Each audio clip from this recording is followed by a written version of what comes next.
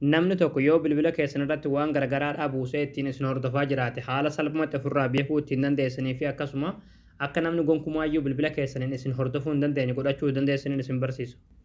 Egaa daawwattoon kiyya aappii nama asirratti argaa jirtan kun yoo namni bilbila keessan irratti waan garagaraadhaan waan ittiin isin hordofuu danda'u buusee jiraate alaaxuluma isinirraa balleessa akkasuma akka namni gonkumaayyuu bilbila keessaniin isin hordofuu hin dandeenye bilbila keessan isiniif cheekii godhee isiniif qulqulleessa jechuudha. Isinirraa illee dhorkuu danda'a jechuudha aappiin kun akka namni gonkumaayyuu isin hordofuu hin dandeenye. Hayyee daawwattoon kiyya aappii kana gabbuufachuudhaaf as kiroomii keessan irra galtanii achi booda bakka sarchii kanarratti michuu joobis jettanii barreessitanii michuu joobis achi booda sarchii goosiftu. Achi booda asirratti michuujobs.com kajoo irratti yeroo tokkoof kiliikni gootu. Achi booda ayikoonii sarchii kanarratti yeroo tokkoof kiliikni gootu. Achi booda bakka sarchii kanarratti B-virus ittini barreessanii B-virus. Achi booda sarchii goosiftu. Achi booda haala kanaa suuraa kana isinii fidaa suuraa kanarratti yeroo tokkoof kiliikni gootu.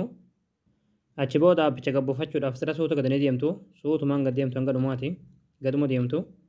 Kaduma deemtu jechuudha.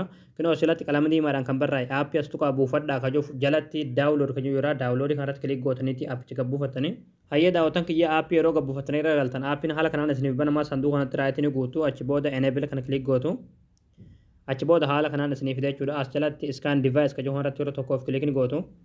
Amma haala kanaan bilbila keessan cheekii godhaa jira jechuudha. Yoo namni bilbila keessan irratti waan garagaraadhaa buusee isin hordofaa jiraate jechuudha. Ammallee as jalatti enable storage scan kajuu kanallee raayitiitti guutaniitti oonii gootan jechuudha.